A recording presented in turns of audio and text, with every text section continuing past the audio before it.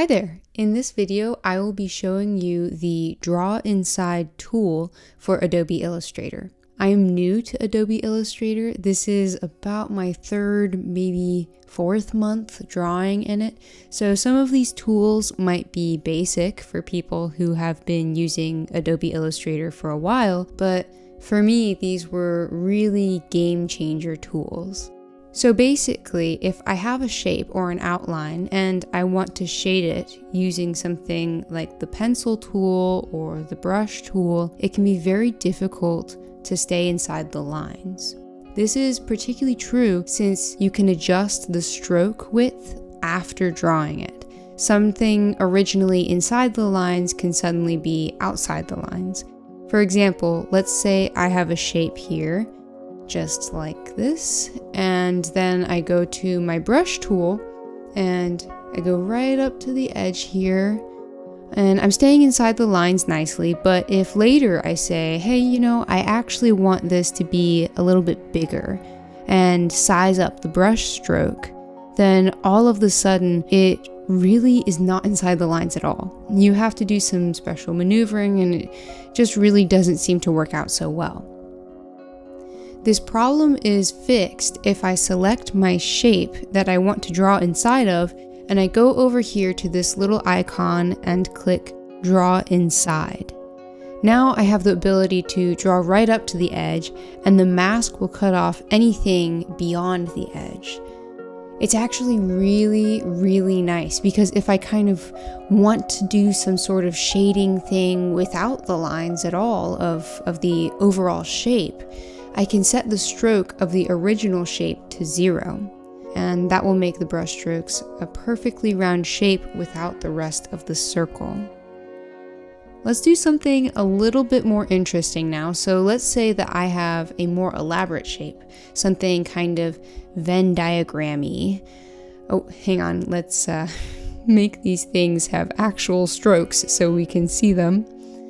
If you hold down Shift, by the way, while dragging out the ellipse, it will make a perfectly round circle, but I don't know that I'm really interested in perfection right now.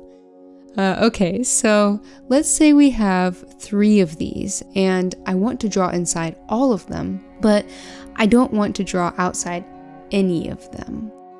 So I can go to this layer and look, I've got 3 ellipses, select this one, and click the Draw Inside. Let's draw some things here. You'll see it goes over the other ellipse lines, but it doesn't go over any of the outside lines. So that's great, that's what I wanted. And I've created this clip group. So let's call this Circle 1. But now let's say I want to draw inside these other ellipses. This was a little bit tricky for me to figure out. When I was first using this tool, I didn't realize that the computer needed the user to be very explicit when creating clip groups. So if you've created a clip group like we have for Circle 1, the computer is going to immediately want to just draw within this group. So if I select the second ellipse and I've got Draw Inside selected, I might think, okay, great, I'm drawing inside this ellipse now. But actually, if I go back to the brush tool and draw, it all disappears because it's not inside Circle 1. What I need to do is lock Circle 1's clip group so that I'm not drawing inside Circle 1 anymore. Then I can select Circle 2, select Draw Inside, and then we can pull out our brush again. We do some more drawings and suddenly we've got it all inside Circle 2. So that's great. Let me rename this Circle 2. And just for the fun of it, let's make this Circle 3, also filled with random scribbles of mine. Great. Now we've got something a little bit more elaborate. This is particularly nice if we want to have layered objects. So Circle 1, let's say maybe fill it with white, and now you can see we kind of covered up the lines of the 2 circles that are underneath it. So next let's consider, what if I only want a piece of these circles to be filled. So for that, we need the shape builder tool. I'll make some more shapes and circles. Let me go ahead and select all and unfill them so we can see the shapes, right? So in this scenario, I want to only fill in, let's say, this little piece of the Venn diagram. To do that, I need to create its own shape. So Command A selects everything, and then Shift M brings out the shape builder tool, or you can click it over here. The shape builder tool is really fun to play around with, and I would highly recommend spending some time getting to know this tool because it is very useful. I will go around now and click on these shapes inside these circles, and then let's click out of this now. So these Venn diagram parts are now their own separate shapes. Then, like before, I can select the part that I want to create a mask for, and then select Draw Inside. So with that, I think that it would be nice to see this in a more complicated image because, these are really two-dimensional examples I've been giving. So let's go ahead and make another layer. This drawing I made without any sort of clipping masks. If I go ahead and make a rectangle behind the girl and fill it with black, let's see how well I filled inside the lines here. So some of this is pretty decent. Well, you see something coming outside the lines here and there, but really this was just a lot of heartache. A lot of work went into trying to get these brush strokes to be inside the lines, and I was restricted to keeping the strokes the same size after drawing them. And I really don't want to do that anymore if I can help it. So let's take a copy of the outline of this layer and put it into our little mask practice file.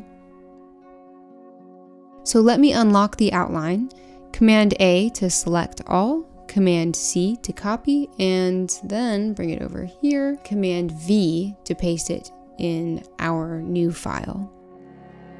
First, let's make these into their own shapes using the shape builder tool. I'll focus in this example on the hair.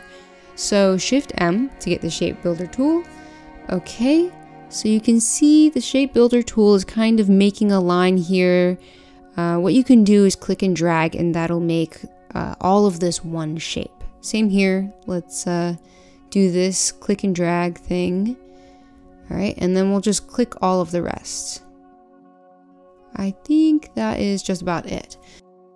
I'll select these hair pieces, hair shapes, and I'll fill them with a very light gray.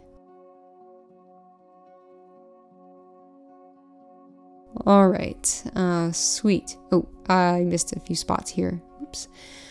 Let's select those as well. By the way, I'm just holding down the Shift button as I click different objects so that I can grab all of them at the same time.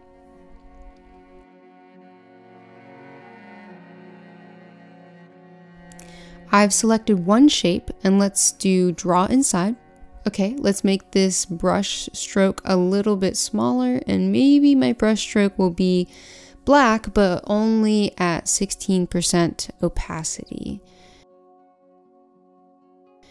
I can sort of get carried away if I'm allowed to, just sort of scribbling. But yeah, that's actually really nice. Well, I mean, it's not the nicest drawing and art, but it's pretty nice to have this clip group to keep me inside the lines. Now, the reason I didn't do all of the hair at once and that I put them in separate groups is because for hair specifically, there are different directions that the strokes will go in, depending on how the hair is falling on the head. So the hair is flowing in this direction for this portion of her hair, but it's flowing backwards towards her bun in this portion.